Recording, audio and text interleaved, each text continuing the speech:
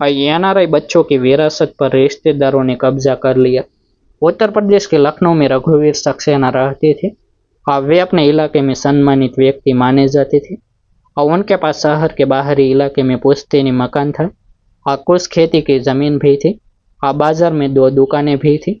यह संपत्ति उनके पिता और दादा की मेहनत की निशानी थी और रघुवीर की पत्नी सरोज परिवार को जोड़कर रखने वाली महिला थी और उनका एक बेटा अभिषेक और एक बेटी निधि थी।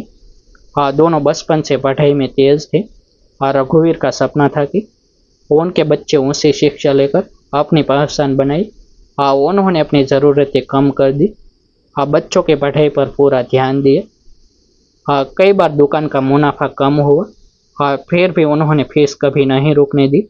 समय बीता, अभिषेक को अमेरिका की एक बड़ी कंपनी में नौकरी मिल गई। कुछ साल बाद निधि की शादी इंग्लैंड में रहने वाले भारतीय इंजीनियर से हो गई और दोनों बच्चे विदेश में बस गए। शुरुआत में हर रविवार वीडियो कॉल होती थी। त्योहार पर मिठाइयाँ भेजी जाती थी। बच्चों की बातें सुनकर रघुवीर और सरोज खुश हो जाते थे। लेकिन जैसे जैसे समय बीता, बातचीत कम होने लगी। अब महीने में एक बार फोन आता, फिर 2-2 महीने तक कोई खबर नहीं मिलती।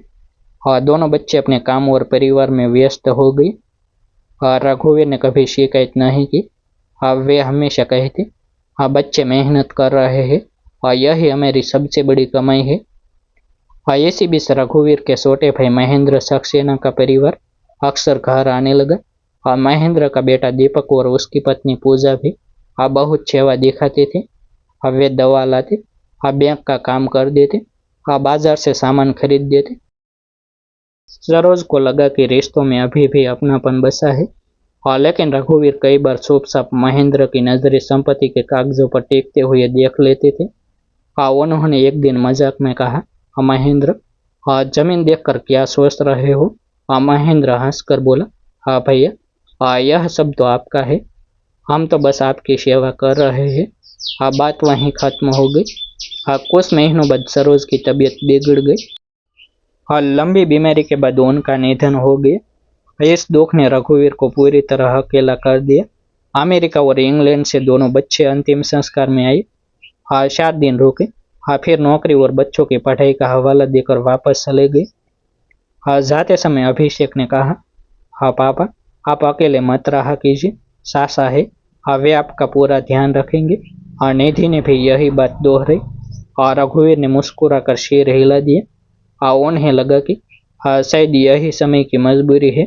अब महेंद्र का परिवार लगभग हर दिन घर आने लगा। दीपक बैंक ले जाता, बिजली का बिल भरता, जमीन का टैक्स जमा करता। धीरे धीरे उसने घर की अलमारी, फाइलें और पुराने दस्तावेज भी संभालने शुरू कर दिए। और रघुवीर को उस पर भरोसा होने लगा। एक दिन दीपक ने कहा, चाचा जी, अब सब रिकॉर्ड ऑनलाइन हो रहे हैं, कुछ कागज अपडेट कराने होंगे और नहीं तो बाद में बच्चों को परेशानी होगी। रघुवीर पढ़े लिखे जरूर थे, लेकिन ऑनलाइन प्रक्रिया नहीं समझते थे। उन्होंने बिना ज़्यादा सवाल किए दस्तावेजों पर हस्ताक्षर कर दिए। दीपक हर बार कहता, यह सिर्फ सरकारी औपचारिकता है। रघुवीर को उस पर शक नहीं हुआ। उधर विदेश में बैठे अभिषेक और निधि भी निश्चित थे। उन्हें लगता था कि सासा परिवार जैसा ध्यान रख रहे हैं। कई महीने बीत गए। एक दिन पड़ोस के पुराने मित्र गोपाल मिश्रा मिलने आए। उन्होंने देखा कि घर के बाहर नया बोर्ड लगा है। उस पर लिखा था, दीपक सक्सेना निवास। गोपाल चौंक गए। उन्होंने रघुवीर से पूछा, यह बोर्ड किसने लगाया? रघुवीर ने कहा, मुझे नहीं पता, शायद दीपक ने किसी काम के लिए लगाया होगा। गोपाल को बात अजीब लगी। उन्होंने तहसील में अपने एक परिचित से जानकारी निकलवाई। रिपोर्ट देखकर उनके पैरों तले जमीन खिसक गई। पुश्तैनी मकान और दोनों दुकानें अब दीपक के नाम दर्ज थी। कुछ जमीन भी उसके नाम स्थानांतरित हो चुकी थी। गोपाल तुरंत रघुवीर के पास पहुंचे। उन्होंने कागज दिखाए और रघुवीर की आंखें फटी रह गई। उनके हाथ कांपने लगे। उन्हें याद आया कि जिन कागजों पर उन्होंने बिना पढ़े हस्ताक्षर किए थे, वही असली दस्तावेज थे। उनका विश्वास ही उनके खिलाफ इस्तेमाल हुआ था। उन्होंने तुरंत महेंद्र को बुलाया। महेंद्र पहले तो बात टालता रहा, फिर बोला, भैया आपने अपनी मर्जी से सब किया था, अब पीछे हटने से कुछ नहीं होगा। रघुवीर ने गुस्से में कहा, मैंने कभी अपनी संपत्ति तुम्हें देने की बात नहीं की। दीपक ने सामने बैठकर जवाब दिया, सब कागज कानूनी है, हस्ताक्षर आपके हैं, अब अदालत भी यही मानेगी। यह सुनकर रघुवीर के पैरों से जैसे जमीन खिसक गई। उसी शाम उन्होंने कांपते हाथों से अमेरिका में बैठे अभिषेक को फोन लगाया। कई बार घंटी गई, आखिर कॉल उठी। रघुवीर की आवाज भरा गई।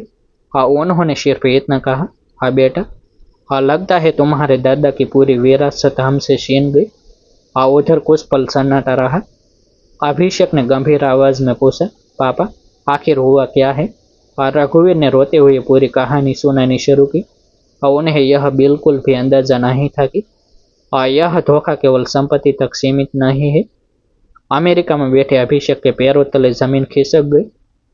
उसने उसी रात भारत की टिकट बुक कर ली।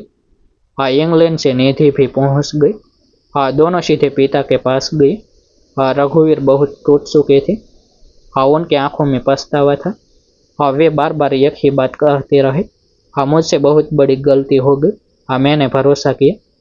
अभिषेक ने पिता का हाथ पकड़ा। उसने कहा, अब हम आ गए हैं, सब ठीक करेंगे। अगले दिन परिवार एक अच्छे वकील से मिला। सभी कागजात ध्यान से देखे गए। जांच शुरू हुई। पता चला कि दीपक ने कई दस्तावेज झूठ बोलकर साइन करवाए थे। कुछ जगह गलत जानकारी भी दी गई थी। बैंक रिकॉर्ड और गवाह भी सामने आने लगे। पड़ोसी गोपाल मिश्रा ने भी सच बताया। उन्होंने अदालत में गवाही देने का फैसला किया। मामला कोर्ट पहुंचा। कई महीने तक सुनवाई चली। आखिर सच सामने आ गया। अदालत ने माना कि रघुवीर से धोखे से हस्ताक्षर करवाए गए थे। संपत्ति का हस्तांतरण रद्द कर दिया गया। पुश्तैनी मकान, दुकानें और जमीन फिर से रघुवीर के नाम हो गई। दीपक और महेंद्र के खिलाफ कानूनी कार्रवाई शुरू हुई। फैसला सुनते ही रघुवीर की आंखों से आंसू निकल आए। उन्होंने बेटे और बेटी को गले लगा लिया। लेकिन उनके चेहरे पर खुशी पूरी नहीं थी। उन्होंने धीरे से कहा, संपत्ति तो वापस मिल गई, लेकिन अपनों पर किया भरोसा हमेशा के लिए टूट गया। कुछ दिनों बाद अभिषेक ने बड़ा फैसला लिया। उसने अपनी नौकरी छोड़ने के बजाय भारत में रहने की व्यवस्था बनाई। वह हर कुछ महीने में पिता के पास आने लगा और निधि भी हर साल बच्चों के साथ मिलने आने लगी। अब रघुवीर कभी अकेले नहीं रहे। एक दिन रघुवीर ने अपने बच्चों से कहा, विरासत केवल जमीन और मकान नहीं होती, परिवार का साथ सबसे बड़ी विरासत है। अगर रिश्ते टूट जाए तो करोड़ों की संपत्ति भी बेकार है। उस दिन दोनों बच्चों ने पिता से वादा किया कि अब उन्हें कभी अकेला महसूस नहीं होने देंगे।